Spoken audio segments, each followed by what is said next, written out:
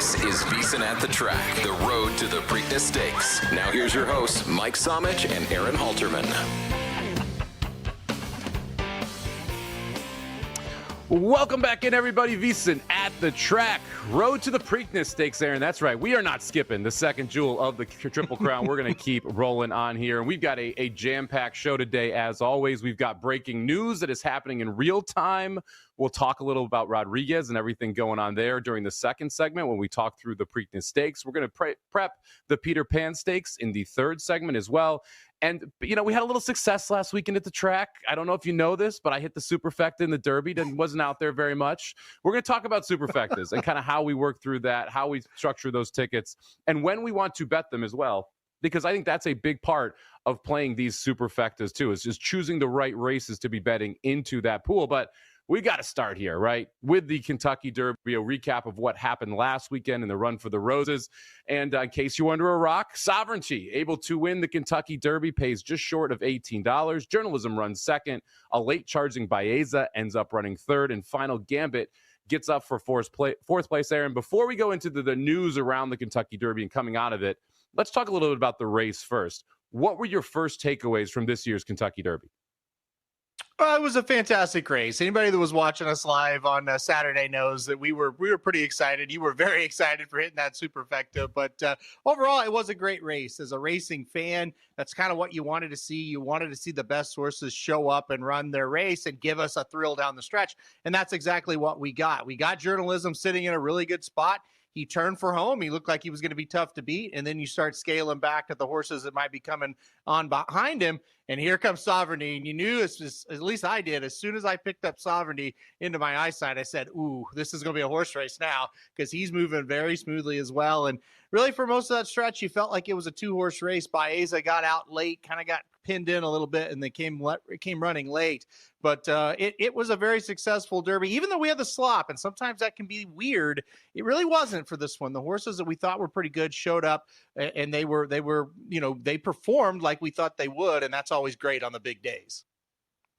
Yeah, you mentioned the off track. I was a little worried after the Pate Mile that we were going to see speed favoring track. We saw a horse go 22.44 and still be able to pull away and win that race. But the pace materialized like we expected in the Kentucky Derby. We saw 5 or 6 horses that all wanted to be forwardly placed, get out of the gate, set that quick pace, the half mile in 46-1, a very fast half mile, especially considering the conditions. And it's set up for closers to be able to come from the back of the pack and be able to get the win there. And when we're looking through this race, I mean, first off, you've got to talk about the trip Sovereignty got. It was a phenomenal ride by Junior Alvarado. He saves ground on the first turn, able to wheel out and just keep the horse out of trouble. We'll talk about some of the trouble trips, but what you're going to see as the common denominator is the horses on the outside didn't have trouble. Anyone who tried to go inside, they got themselves in trouble, and Alvarado did a great job of being inside on the first turn and then wheeling out on the second turn. Oh, it was a master class. He was unbelievable in this race. I said it, on Sunday. I said it was a three master classes in this race. The jockey Junior Alvarado made every move. And sometimes you get lucky, but sometimes you're also good. And it was a blend of the both. Like, he did everything right. Everything was perfect. And then Belmont getting Sovereignty to run his biggest race on the biggest day. We talked about that for a couple of weeks. It happened. He ran so much better than he had previously been running. And then the horse, I mean, you ask the horse to, move a little bit earlier than he usually does, talking about Sovereignty. And then sometimes when you ask a horse to move a little early, they don't have a lot left in the tank late, but Sovereignty did. He had plenty left in the tank. So it was a masterclass for all three of those individuals. But you said it, and if you kind of want to talk about like Derby luck, right? Sometimes when you stay inside, you might get through and you get that short trip and you kind of slingshot to the front. It just didn't happen in this day. All those horses that stayed inside and tried to save ground, they all got bottled up. And like you said, Sovereignty, Baeza, Final Gambit, they were free and clear. And look what happened. They didn't get bottled up at all. They never had to stop. Yeah, I mean, you look back at the past Derby winners. We saw Rich Strike ride the rail to victory. Last year, Mystic Dan stays on the rail, gets through. They call it gambling, a gambling ride, right? Riding the pine. And it either goes very well or very poorly. This year is a little more choppy for those horses that decide to stay on the inside. Journalism, much like Sovereignty, stayed on the rail in the first turn, wheels out on the second turn, able to get to the lead and not really face any trouble. You mentioned Baeza. I think it's at least worth noting. Pratt, this was a very Angel of Empire type ride to me when I watched that race, that Kentucky Derby with Mage and Angel of Empire and two Phils, and then watched this one as well, because he and Sovereignty around the second turn were basically in the same position. Sovereignty 4 wide, Baeza 2 wide. Baeza has forced to stay on the inside. We see that speed that we talked about backing up, and that speed backed right up into Baeza, and so he had to kind of downshift into third gear and then get loose and reshift up. If he doesn't downshift, do you think, I'm not sure he wins the race, but do you think he ends up past Journalism?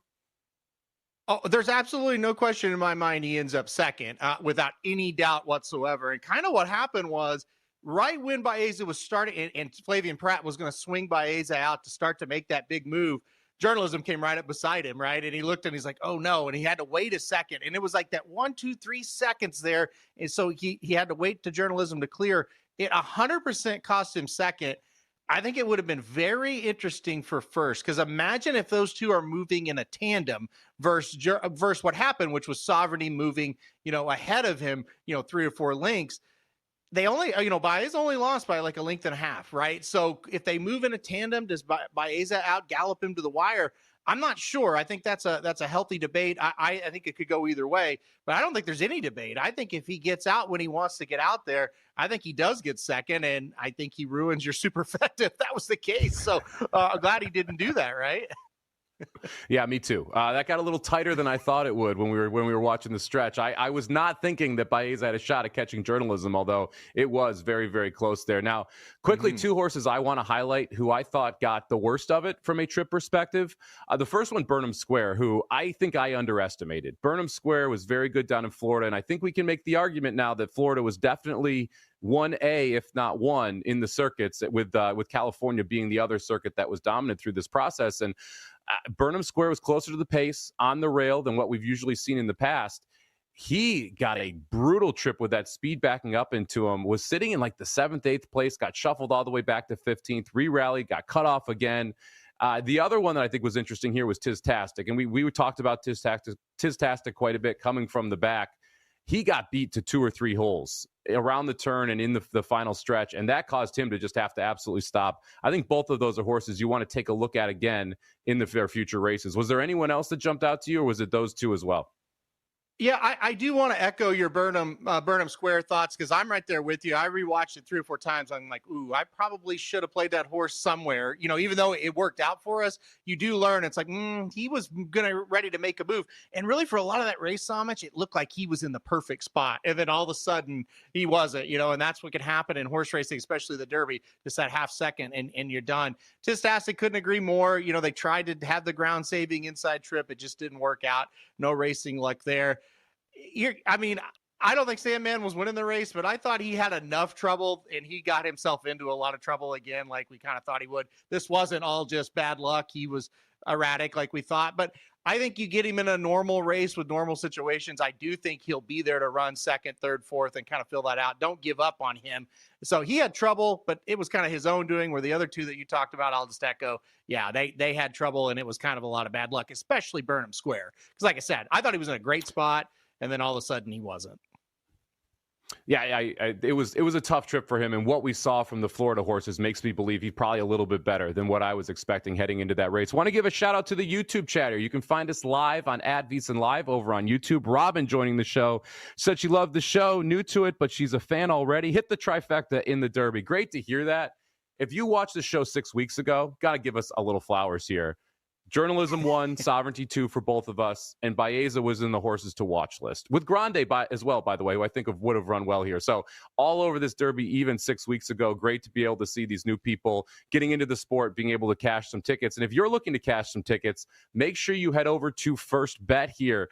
Ready to get in the action? First Bet's got you covered. Sign up to access exclusive promotions and bet on hundreds of races every single day, right from your phone or your computer. Visit firstbet.com. That's the number 1. STBET.com and use promo code VSiN200 to score a 20% rebate on all your wagers for the first 60 days up to $200. Don't miss out. Start betting today at firstbet.com. Now, Aaron, the news coming out of this race is obviously Sovereignty not going to run in the Preakness. And it's a bummer. The Preakness actually did have enough pace where I think it would have set up decently for Sovereignty in that race based on the entries. And again, we'll talk about that here next segment. Are you surprised we're not seeing Sovereignty? And do you think this is the tipping point where we actually see racing try and space these races out more so we get superstars to run in all three? Yeah, I'm not surprised. I was out to dinner Saturday night, out for a few drinks to celebrate, and I got on my phone and read the article, like the post-Derby article, and just the comments from trainer Belmont on Sovereignty. I told my business partner, my wife was with me as well. I said, I don't think we're getting a Triple Crown bid. It just didn't sound like they wanted to run. And Belmont said, look, I'm looking at a whole career. I'm not looking at 5 weeks with this horse. We're trying to win, races all year long. So I respect it. Belmont, not great on 2 weeks rest as well. Only 4 winners out of 58 starts in the last 5 years. So I get it. Something needs to be done. I don't know if they'll do it or not, but I do think it is time to spread these races out. I don't really want to ruin that tradition, but I do sit here and think, look, all sports evolve with the times, right? Basketball's evolved, baseball's evolved. They're all rule changes and major changes to change the game. And you may hate it, you may love it, but you have to evolve. And I think that's what racing is going to have to do. They're going to have to do something. It needs to be looked at. Decisions need to be made. I'm not confident that they can all work together, but I do think they're going to have to do something. Yeah, you hit the problem of this is that it's multiple corporations who are all publicly traded having to work together to adjust these dates, and it also affects the fall schedule, right? You've got the Haskell in July, you've got the Travers in August. You got all these races that have to change if you do decide to change how you're going to set up the Kentucky Derby. And horse racing doesn't move quickly. We'll just put it that way. So we'll see if we're able to make a change. Stick with us here. VSiN at the Track, Road to the Preakness. We're going to talk about that Preakness when we come back.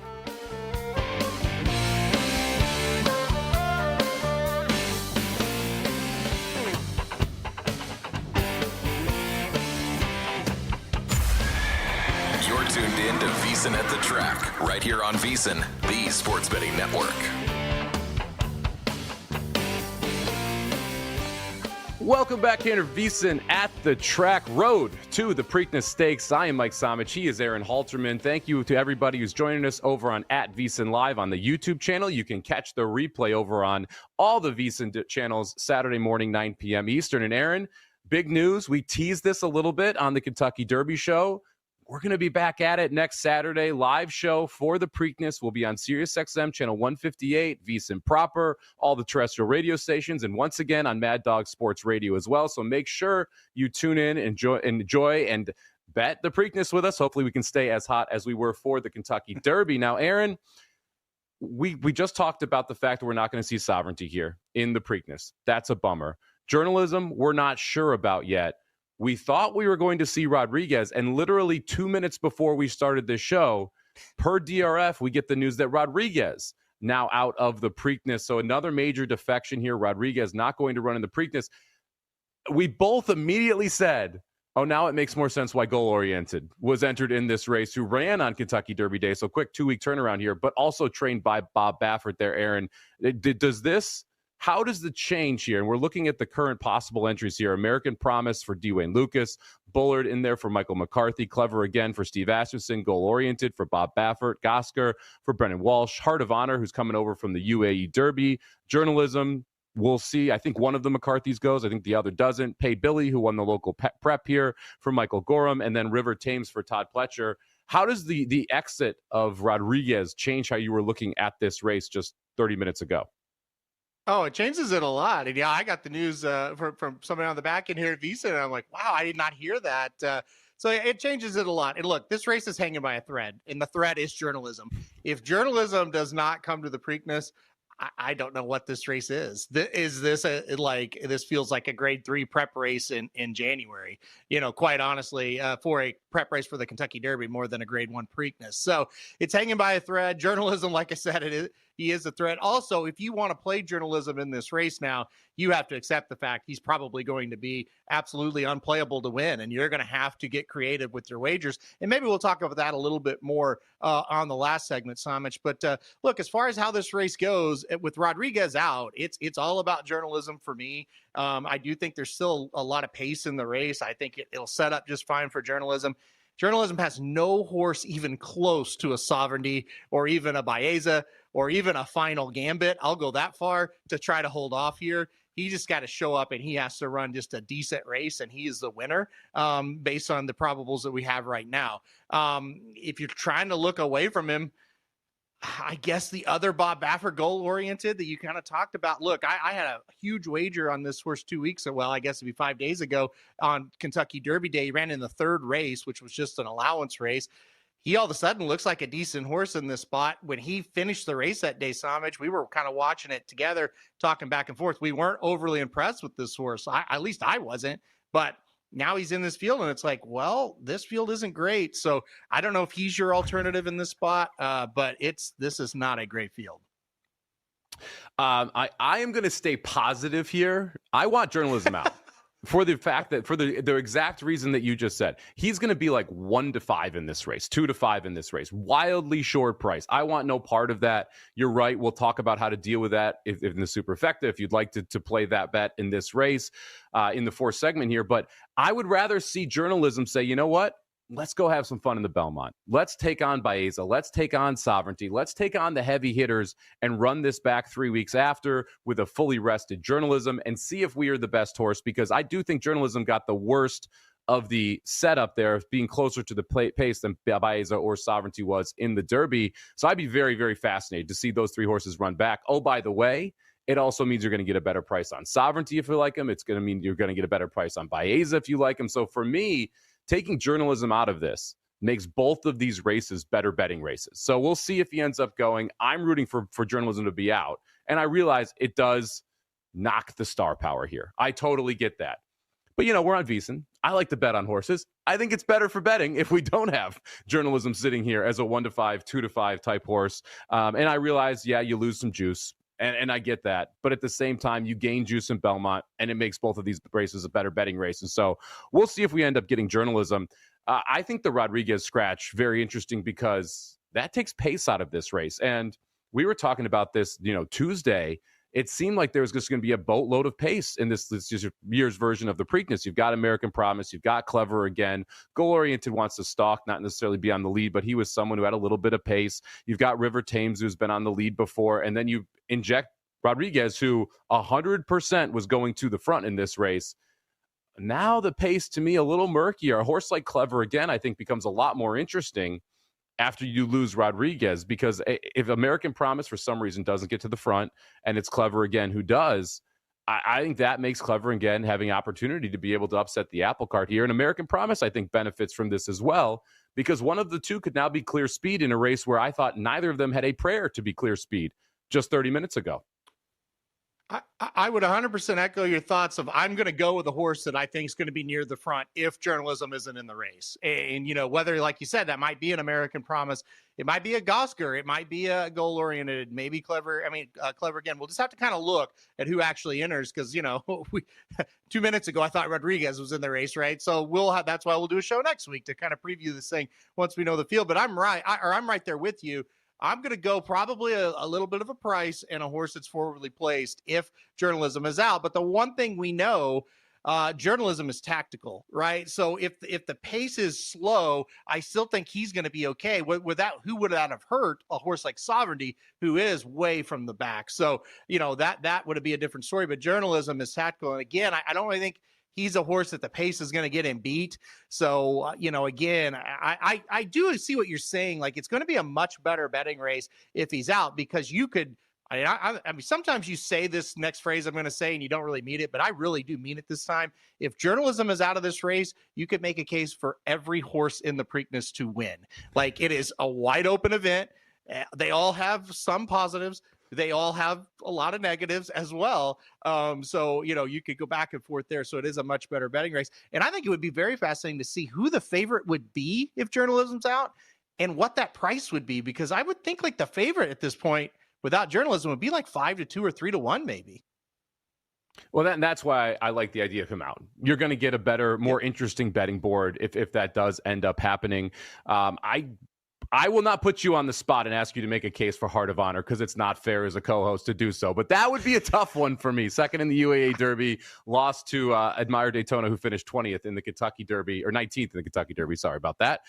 So that would be the one where I'd be like, maybe we'll hit the brakes. But everyone else, I do agree with you, I think has a legitimate shot. And when I look at this list, I think the two horses specifically fascinating how they are going to get bet. The first one, American Promise, who was 30-1 in the Kentucky Derby, was on the pace, and we saw every horse that was near the pace except for Owen Almighty. Hats off to you, Owen Almighty. You ran amazing in that race, considering you were 3 wide on the first turn and still somehow ran 5th in that spot when I thought he'd quit. I thought he'd fold like a lawn chair around the far turn, but he kept going for him. American Promise did fold, didn't run very well, but he was a hot horse. I mean, 30-1 on the morning line, bet down to 12-1 on Kentucky Derby Day. I'm very interested to see whether or not people just say, hey, he was close to the pace, he never had a chance, I'm willing to throw that one out, I'm willing to bet on him again, or if this is a horse that really loses steam at the window because of that Kentucky Derby effort. Well, he's got Dwayne Lucas as a trainer as well. And Dwayne Lucas won this race, talking about the Preakness last year with Seize the Gray. So I think he'll get bet again. And that's kind of my problem with American Promise. He's going to be one of those horses, like you said, that's going to be towards the front. But if this horse was bet down to 12-1 for some crazy reason in the Kentucky Derby, and we kept saying that the day of, we're like, this is nuts. I don't know why. We're not saying it's impossible he can win, but he should be way higher than 12-1 based on what he's done. Well, what's he going to be in the Preakness? Say journalism's not there. Hell, he might be 4-1 or something like that. And that's where I don't want any part of him. So that's going to be the interesting thing, I think, to just kind of keep an eye on. Okay, because with journalism out, like I said, it's kind of wide open. So then it becomes, okay, who do we think can get the best trip? And out of those horses we think are going to get good trips, who's the value? Who's the horse that's really going to stand out and go, he's 5-1 and he shouldn't be?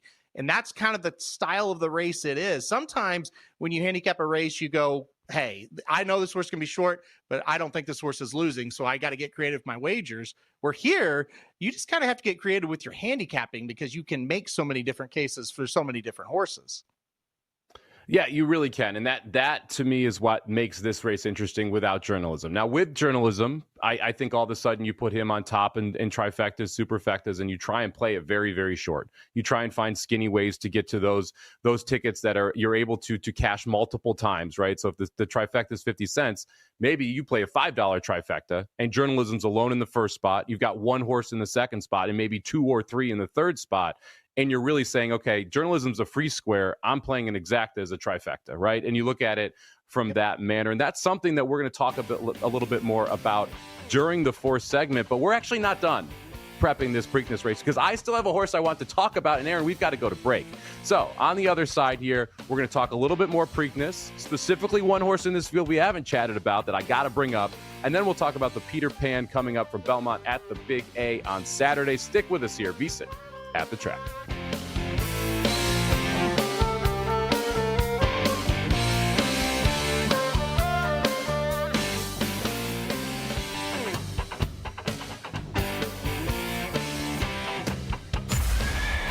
You're tuned in to VSiN at the Track, right here on VSiN, the sports betting network. Welcome back in here, VSiN at the Track, road to the Preakness. And Aaron, we talked the full segment about the Preakness, and then we were in the break, and I just have all these other questions that keep popping into my head that I think are completely relevant. So before jumping into the Peter Pan here, let's continue the Preakness talk, and I'll start it out with this. In my head, and this may be me being short-sighted here, I was thinking it is the Preakness or the Belmont for journalism, not the Preakness and the Belmont for journalism. What do you think the chances are that he runs in both of these races? Well, I think there's a chance of it. Right after the race, I read the article and I talked to you about how I hated what Bill Mott said as far as his prospects of running Sovereignty in the Preakness. But when you read what Michael McCarthy, the trainer of journalism, said, he was a lot more kind of willing to talk about it and upbeat about the Preakness. And that does kind of make me think, well, maybe he'll go to the Preakness, and if the horse does well and he's feeling well, maybe they'll do the Belmont. Maybe they'll do all 3 with this horse.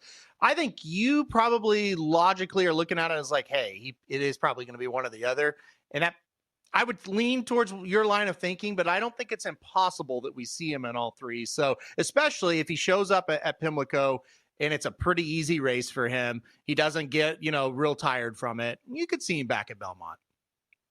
Yeah, I mean, hopefully if he is in here, he airs. Because then, and by airs, I mean he wins by open lengths, doesn't have to go to the bottom of the tank, able to save something so that we do have the opportunity to see him back in 3 weeks. And if he is out, we haven't talked about this horse yet, but I will be running to the window to bet River Thames. I think River Thames is an absolute standout in this spot if we end up not seeing journalism. We talked about the pace with Clever again, American Promise. They're both going to be forward.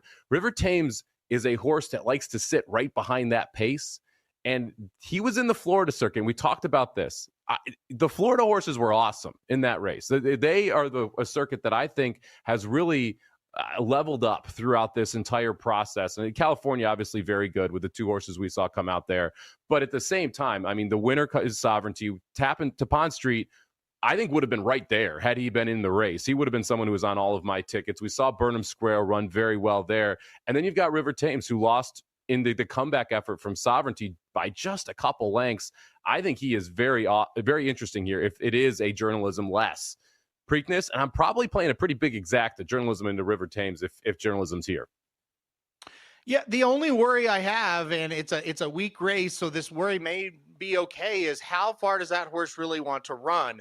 This is a 1 3/16 race. He got caught by the Derby winner going 1 1/16. That's okay. I'm not really worried about that. But he ran in the Bluegrass last time out, and he went 1 1/8, and he didn't really look like he wanted to go much further than that. He got 3rd in that race. So I don't know. I'm on the fence with him. I do think he is the class of the field if journalism is out. I definitely think that. And I think he's a versatile horse. I think, if nobody really goes to the front, he can take them gate to wire. And if they do go crazy up front, I think he can sit just off the speed. So I'm kind of with you there. I like his versatility. I like where he's going to sit in the race. Can he finish strong enough is going to be my biggest question mark with him. Because that 1 3/16, hey, it's not 1 1/4, but that's still longer than he's raced before, and it's much longer than a race that he's ever won in his life. Yeah, the distance will be the big concern there for River Thames. I think he's better than these. I mean, and so it's not as big of an issue here for me as it would be if this was, more of the Derby horses in and they had less rest. So I do think River Thames interesting in this spot. We'll see how this draw happens. The draw for the Preakness going to happen on Monday. Make sure you check out VSiN on Tuesday. I'll have an article up about the Preakness draw, how it affects the pace and what pace we're expecting from that spot. And then we'll be back next Friday here, VSiN at the Track, 2:10 Eastern, 11:10 Pacific, to run through the Preakness Stakes, some of the undercard stakes, as well as our best bets from both Friday and Saturday. And of course, our best bets from the Preakness Stakes. And then, of course, we'll be on Saturday as well for 2 hours leading up to the Preakness Stakes. Maybe Aaron will actually fly out to Las Vegas and join me for the show this week. We'll see. He's not telling me. He's not giving it up. So we'll find out if Aaron actually wants to make the trek to beautiful Las Vegas and play a little Sigma Derby in the D. Now, we do have, we'll call it a Belmont prep tomorrow. We've seen the Peter Pan produce Belmont winners, Archangelo, the most recent. We've got a 10-horse field tomorrow, race number 11 from Belmont at the Big A. A very interesting race. Your favorite here going to be the number 8 horse, Captain Cook, for Rick Dutrow. Manny Franco is going to ride. And after that, you've got Hill Road, who's 5-2, a Chad Brown horse. He's got 2 in here. But once you get past those 2, I mean, this is a wide open race. You can make cases for, I would say, 8 of the 10 of these, and the 2 I'm not going to make a case for, both 50-1. To me, this is just very, very open, depending on which direction you want to go. Aaron, who are you going to put on top here? Yeah, I'm going to put the number 8 Captain Cook on top. I do think this is kind of the class of the field here. And look, you talked about Rodriguez, who scratched out of the Preakness. Well, last time out, Captain Cook was tracking Rodriguez nicely in the Wood Memorial, just a half length behind, sitting in second. Captain Cook made a big run, and he just couldn't get past Rodriguez, and he just kind of said, okay, I quit, basically, and backed up. That's not going to happen here. I think Captain Cook's on the lead. Speed is playing very well at Belmont at the Big A right now. This meet just opened a few days ago, but basically what the racetrack is Aqueduct, and Aqueduct does play to speed usually during this time of year, and it certainly is so far. So I like that with Captain Cook as well. So I do like him on top quite a bit. I do think he's the one they're going to have to catch. And I'm just skeptical of the talent level of the rest of the horses that are going to be behind him and if they can catch him. So Captain Cook on top for me. I'm going to get some prices involved underneath, but on top, I am going to go number 8, Captain Cook. Yeah, you mentioned Belmont at the Big A, which is at Aqueduct. They just changed the name because Belmont currently under renovations, adding a Tapeta course to that track and revamping the grandstand there. He's going to be your favorite. The second choice, Hill Road. is going to be coming from way off the pace for Chad Brown at 5-2. This is the horse I think you can leave out. If Hill Road wins, I'm okay with losing. We have a flood warning right now in New York City, which is where Aqueduct is located. So you've got a lot of rain on the track today. It's going to be a sloppy or muddy track.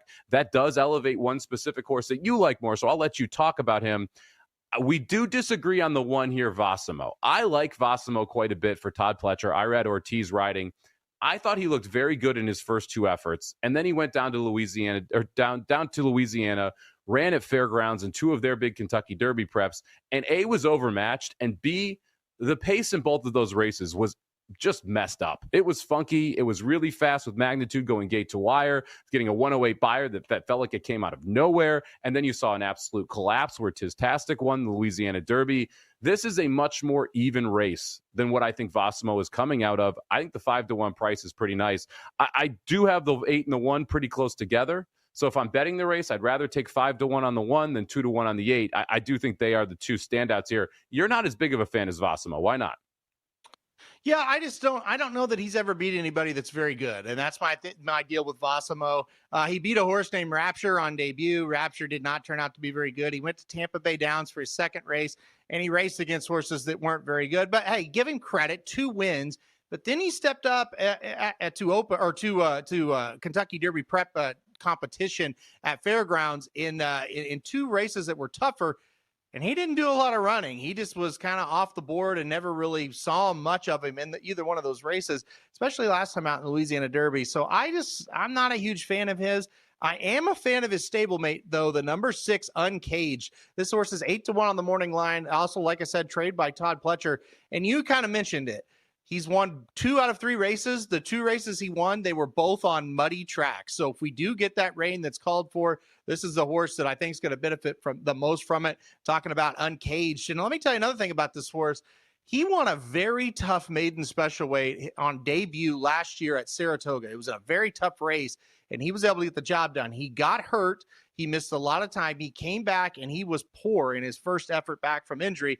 But his second race back right here over this track was very sharp. And I thought, okay, he's rounding back into form. Now we've got the weather on our side as well. So the number 6 Uncaged for me, that's what I've got in second. And if we, depending on, scratches or what happens, I could even see myself playing him to win if we do get that rain, because that is definitely a big benefit for him.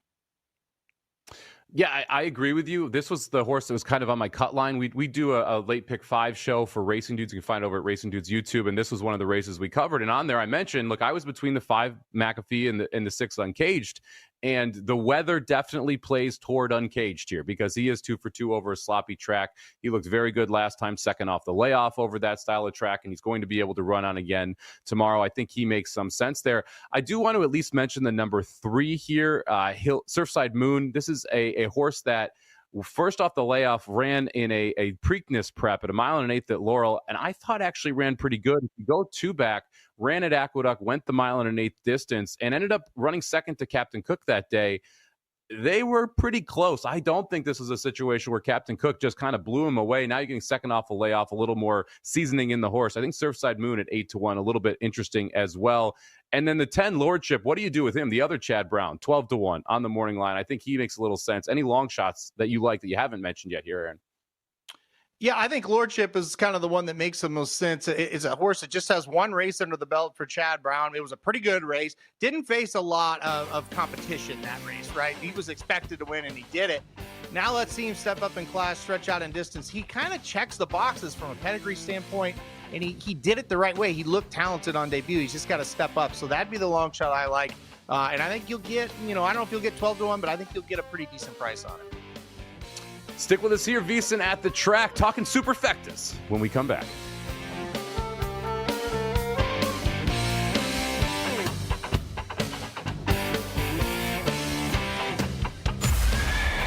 You're tuned in to VSiN at the Track, right here on VSiN, the Sports Betting Network. Welcome back in here, VSiN At The Track. We are returning for home with the final segment here. I am Mike Somich. He is Aaron Halterman. If you missed any of the Preakness talk or the talk about the Peter Pan coming up over at Belmont at the Big A, hey, this show is archived over at VSiN Live on YouTube. You can always check it out there. We'll have a replay tomorrow on all of the VSiN proper channels as well at 9 o'clock Eastern in the morning. So make sure you check it out over there too. Aaron, we hit a Superfecta on Saturday. I don't know if you knew that. We were able to crush the Superfecta in the Kentucky Derby. A $24 ticket, which we gave out here just 1 week ago, pays $1,680. Congrats to everybody who followed along and had that. It was a phenomenal Kentucky Derby day. If you listened, hopefully you had the winner in Sovereignty. Hopefully you had the trifecta. We talked about Baeza and journalism all the time, and obviously that Superfecta ticket got home. But one of the things that really came out of this for me was people asking questions around the Superfecta. You know, when do you bet it? How often do you bet it? How much do these tickets usually cost? I think it's a very relevant thing to discuss, especially after the hit last weekend. And I think it's important to talk about how you structure these as well, because a lot of people talk about Superfecta boxes. We'll talk about boxing those in a second, because I have a very strong opinion on whether or not that is a good or a bad idea. But before we go into it, I am someone who bets the Superfecta in one of three situations. The first one, the Kentucky Derby. It is a very unique race, Aaron. You've got 19 or 20 horses. It's a dollar denomination. It creates massive payouts. It's one of the races that I want to bet every single year. Situation number two is if I have a big-time favorite, and we'll talk about that with journalism shortly, that I think is a free square in first. And I like prices in second, or I think I can go very, very shallow in the second through fourth spots. And the third one is if I like a monster price, right? And I think that that's a very easy horse to put up top. And then the payouts for the Superfecta all of a sudden become ballooned because that favorite's on top. When do you like to bet Superfectas? The biggest one for me is when I have a horse like journalism that could be in the Preakness that is a short price that I can't do anything with as betting to win. And I look at the exacta and I go, there's not a lot of value here with this exacta either. So let's try to juice up the payouts and let's try to, like you said, put the horse you love in the first spot. That's all you play in the first spot is just that horse that you love. And then you try to sprinkle in some long shots underneath. So usually how I like to do it is play the first horse there, like top spot, that, you know, the horse I love in the first spot, then put 3 horses in the second, 4 horses in the third. And depending on the field size, you maybe 4 horses again in the fourth, or if it's a large field, maybe 5 horses in that fourth spot for a $24 ticket for $1. And so that's kind of where I do it the most. The other thing you can kind of get, with as well is if you really like 2 horses, then you could play 2 horses in the first spot, 2 horses in the second spot, and then do something similar where you play, bigger prices in the third and the fourth spot. Yeah, one of my important factors of when I'm deciding to play is, do I like all the favorites, right? If you like the top 4 favorites in the order, it's not a good race to play a Superfecta. You need to be able to have prices in there to be able to differentiate yourself from the general betting public, because if it's, when you're in horse racing, if there are 6 horses in a race, people will talk about the favorite being the A horse, the second choice being the B horse, the third choice being the C horse. If you bet a Superfecta A, B, C, D, right? So the top 4 picks, it's going to be bet more than it should be by the general wagering public as well. And so you have to find ways to be able to get around those. Now, again, the Derby Superfecta is unique to me because it's a $1 base denomination. And a lot of races, Aaron, that you see every single day, it's 10 cents to bet a Superfecta because it is much more difficult to hit than an exacta, than a win bet. You have to pick the first 4 horses across the wire to hit a Superfecta. The Derby Superfecta is $1. That, to me, makes it more interesting. When I bet Superfectas, I rarely bet 10 cents. I'm almost always betting at least $1. Generally, I'll have $5 Superfectas and be very, very short. And if my opinion is correct, it pays out. Do you like to bet 10-cent Superfectas, or are you generally betting more than 10 cents on this bet as well when you make it? Yeah, no, I don't like to bet the 10-cent supers at all because you have to have major prices to get back what my goal is when I'm betting races. So what a lot of people do is box 4 horses in a Superfecta for 10 cents and it costs you $2.40 because you're playing 24 combinations, right? But the thing is, unless you've got some long prices in there, you might get back $8, $12, $15. You know what I mean? You've got to have big prices to do it. I'm not saying never do that. Like if you just want to play a lotto ticket and like, hey, let's put these 20-to-1s kind of in this box and see what happens. I mean, there's worse things you can do, but that's just kind of not my style, unless it's just a rare situation where I love horses like that. But no, I would rather play them for $1, $2 even, and try to be exact, like I said, in those top couple of spots. And then, like you said, if you've got 10 or 20-to-1 horses that you like Baeza was a great example, like Final Gambit for you, those are great examples. You liked those horses. You didn't necessarily think they could win, but you're like, hey, they're big prices, and I think they can beat some of these shorter prices for that 3rd and 4th spot.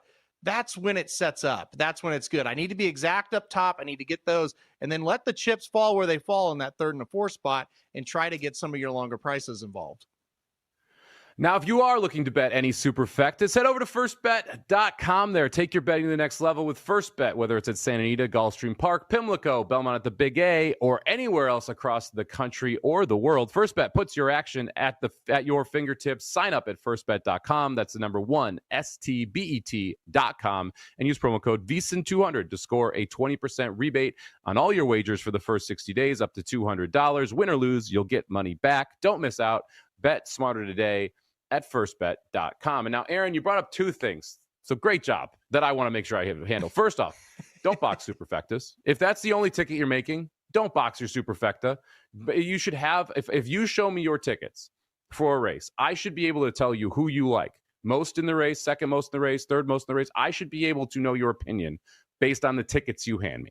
If you hand me a 4-horse Superfecta box, that means that you believe all 4 of those horses have the exact likelihood to be able to run in the money in the top 4, and also have the exact prices that differentiate them as the exact 4. That is zero possibility. Now, if you want to play a $1 Superfecta and put 2 of them in 1st and 2nd, 2 of them in 3rd and 4th, and then play back a 10-cent Superfecta box, okay, I get it. I now know who you like based off that $1 ticket. But boxing, to me, is a way to cost yourself money over the long term. It more often than not, pressing your opinion is worth much more than boxing up horses, and like for the one occasion where your 4th choice runs first, right? That's why people box, is that they don't want to be in a situation where they write 4 horses in the wrong order. I would argue if you're right more often than you're wrong about the order, you're making a lot more money by not boxing, by betting it in the exact order or with a little manipulation that you like the most. And so I'm a big proponent against boxing. I don't think it's a good thing. I think at the long term, it costs you money, but everyone has their opinion on that. That's personally mine. The other thing I think that you brought up that I think is really important is when you're handicapping for a Superfecta, you are not trying to pick the 4 most likely winners in the race. You are trying to pick the horses who are most likely to run in the top 4 in the race. And to me, that is very, very different. You mentioned Final Gambit. I talked about Final Gambit a lot leading up to the Kentucky Derby. I didn't think Final Gambit had very good of a chance to win the race, but he had a high probability of being able to run up into 4th. And when you're looking at horses, like if there's a speed horse who either wins or quits, that's a great horse to have in 1st or not included in your Superfecta. If there's a lot of speed in the race, you want to look for closers in the 3rd and 4th spot. If there's not much speed in the race, you expect that speed to hold on. And even if the horse can't win on the front end, they probably are going to finish 2nd, 3rd, or 4th. And so it's important when you're handicapping Superfectas to understand the makeup of the race and realize you're not trying to pick the 4 most likely horses to win. You're trying to pick the horses who cross the wire in 1st, 2nd, 3rd, and 4th, Aaron. Well, listen, the one thing that you really taught me that I want to touch on what you said there, and you taught me this. You're like, you're better off pressing your opinions. Don't be afraid to be wrong, because when you press your opinions instead of just trying to play it safe, you're going to get paid a lot more money when it comes in. And you go, hey, yeah, you might be wrong. Don't be afraid to be wrong, especially in racing. But when you press and you're right, like you did with your Superfecta, then all of a sudden you got a $24 ticket and you're getting $1,600 back. You may have been wrong the last 2 or 3 races, but it doesn't matter at that point, right? So it's always best. And again, I think a lot of people are like, oh, I'm just not sure. Like, I don't know, that 3rd or 4th horse I like. What if they win? I'm going to hurt myself here if I don't do it this way. Yeah, you might, and that could happen. But in the long run, I'm totally with you. And like I said, you taught me this a long time ago.